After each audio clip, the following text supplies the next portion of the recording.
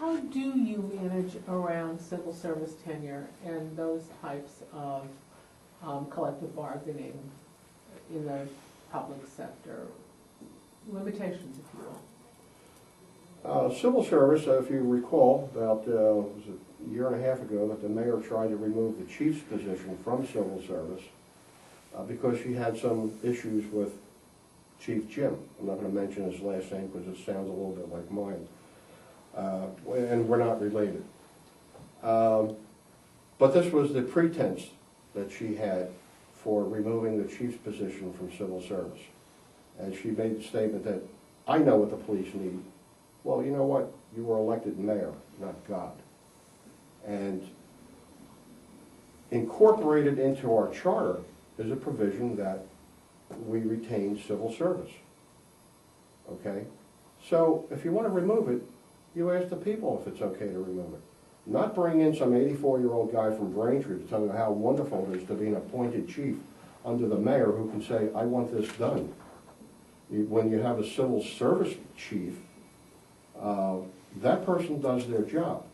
And if they don't do their job, then the mayor, the town has recourse through civil service to ask for a hearing and dissolve that person's position, if you will.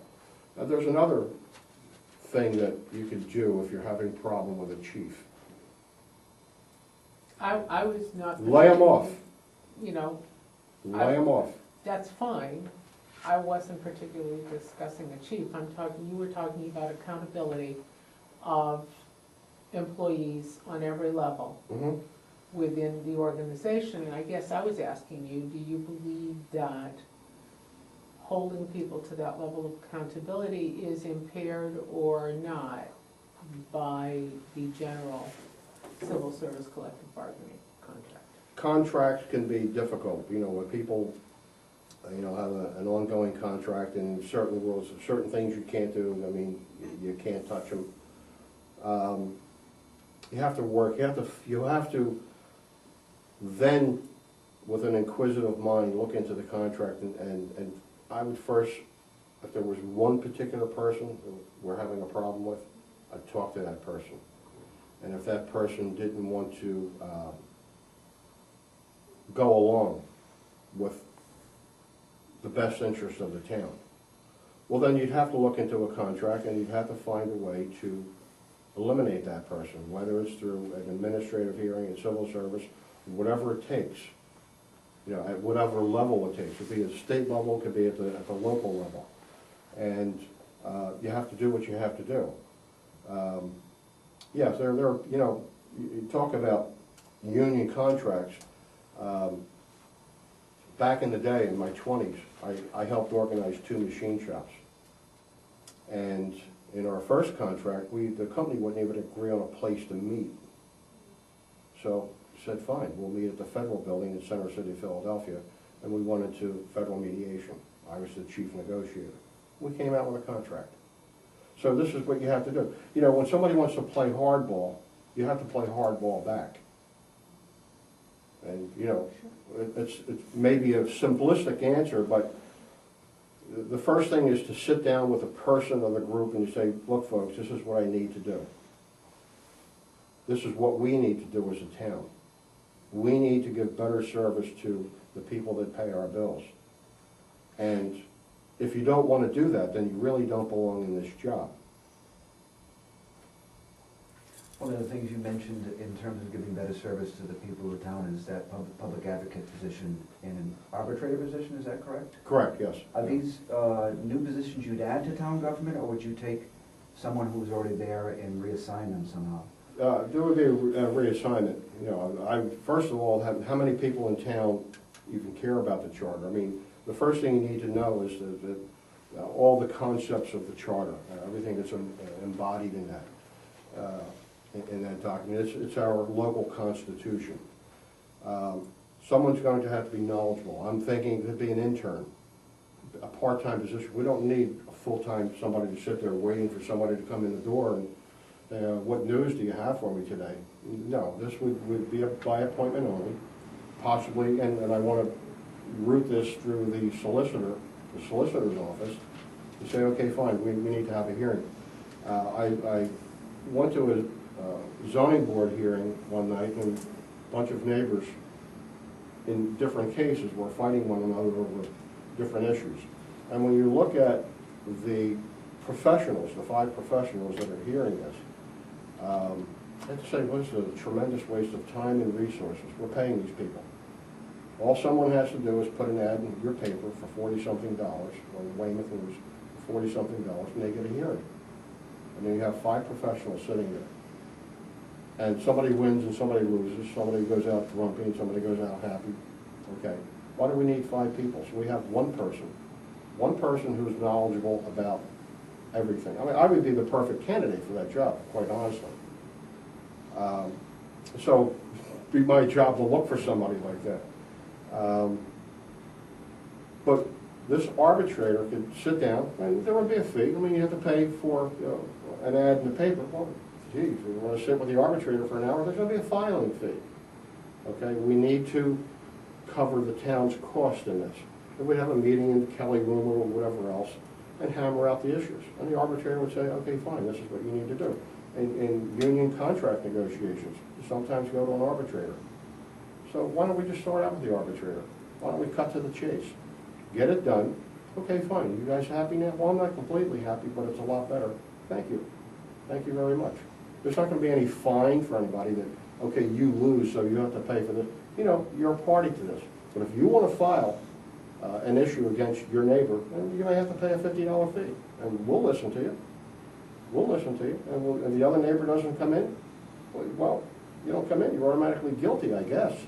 I don't know if you could really say that, but, you know, you don't want to be cooperative. So that, you know, you'd have to take the situation for what is at whatever point in town, service or advice or whatever else. Well, you know, you wouldn't cooperate with us before. Why should we cooperate with you now? So. Interesting. Mr. Montgomery, I love that.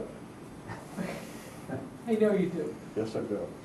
I thank you for coming in because I have a better and broader perspective on why you're in it and how you would handle the job were you to win. Is there anything that we have not discussed that you would like to leave us with in terms of an issue or a concept? Well, I think one of the things, and you folks were kind enough to publish my commentary back in January, I believe, about the net school spending deficit. We have this albatross hanging over our neck. The schools are mandated to spend X number of dollars. A lot of people don't get the concept of what I want to do, but it goes back to the schools ask for $55 million, and the town says, well, we can only afford 52. And they go ahead and they do the job for that $52 million. So the question I have to ask is, well, then why do we owe them the $3 million if they've already done the job? To whom, where does this go? Is it like a bonus slush fund or something where this money's going to go? So about a year, maybe a year and a half ago, I put together a petition. I have a copy if you ever want one. I got required number of signatures. You only need 10 to bring it to the State House, and asked Senator Headland to put it on the floor, and asked the legislature to waive that deficit. Zero it out. Because right now that we are at 4.97, 4.98% in deficit spending.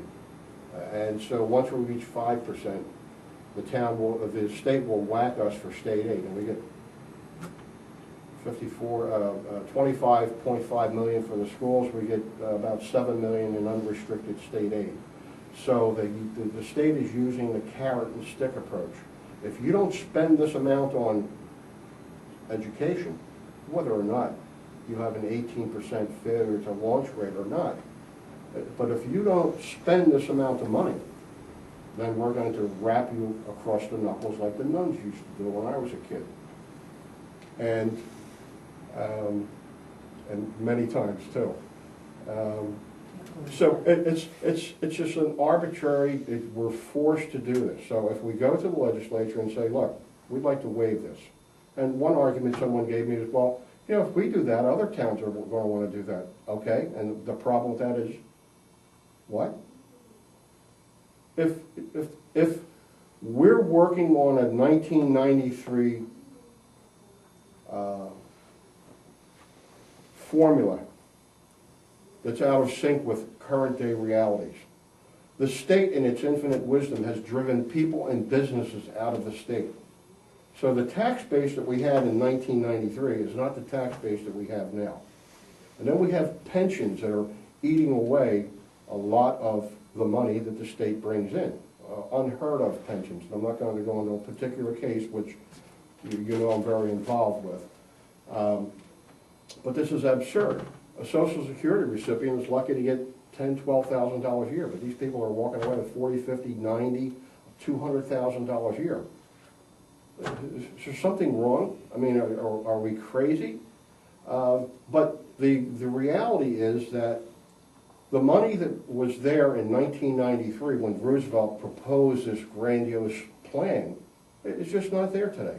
So we need to, part of my plan to go to the legislatures, ask them to look at the formula and tune it in with today's reality.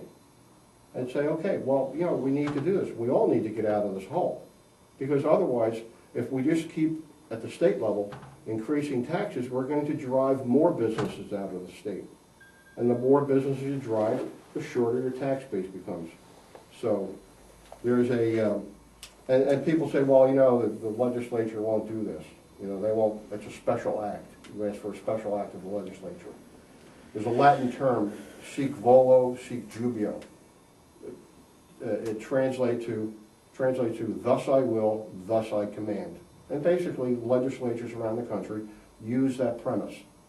It's what I want is what I'm going to get. Thus I will, thus I command. So if we approach the legislature and say, look, we need to get rid of this $3 million albatross. It's not a big deal. They've already done the job. But you can't keep threatening us every year that if we don't spend that extra $100,000 that we're going to lose $300,000 in state aid. First of all, I would like to get rid of the state aid principle altogether. Why can't we be self-reliant? Well, it's going to be very difficult to be self-reliant from day one, but you know, that would be a wonderful thing to work towards. That we're constantly being handed a carrot on a stick, and you know, sometimes it's like going on a merry-go-round and reaching for the brass ring. Well, geez, you missed this time, and so you're going to be penalized. You're going to have to go round and round and round on this merry-go-round. And the state uses, and government in general, uses this approach to keep the people under control. Okay, you will do what we want because we're smarter than you. And by the way, we're going to give ourselves a bigger pension this year. How do you like that? Aren't they our elected officials? Say again? Who puts them there? Did you take a look at the special interest thing that I sent you guys last night? I'm just asking. Well, who puts them there? People still vote. You know, I have a different perspective on all of this. Yeah. I think we get the government we vote for. Yeah. And to rail against it seems like telling a dog not to want a bone. I think, now, personally having a dialogue, that the issue is informing an electorate or empowering an electorate to elect people that they think will do what they want them to do. But, you know, this constant, you know, the government is out to get us mantra, I mean, who put those people there in the government? We did. Mm-hmm. With our sales tax revenue, with our vote, with our non-interest in it. So, you know, I too believe in taking responsibility for one's actions and having accountability, and I really do feel that the general population refuses to take accountability for the government that they have empowered and elected. Well, a lot of the public out there are being led around by the little brass ring in their noses. There are people, I'm not going to mention a particular party, but there are people, you know, that were born and raised on, you will never vote for a person in the opposite party. They're brainwashed from early childhood. They're out there at 6 or 7 years old holding up signs. Nature or nurture, nature or nurture. So, I mean, a much broader conversation, huh? I thank you for coming in Okay, and. very nice meeting.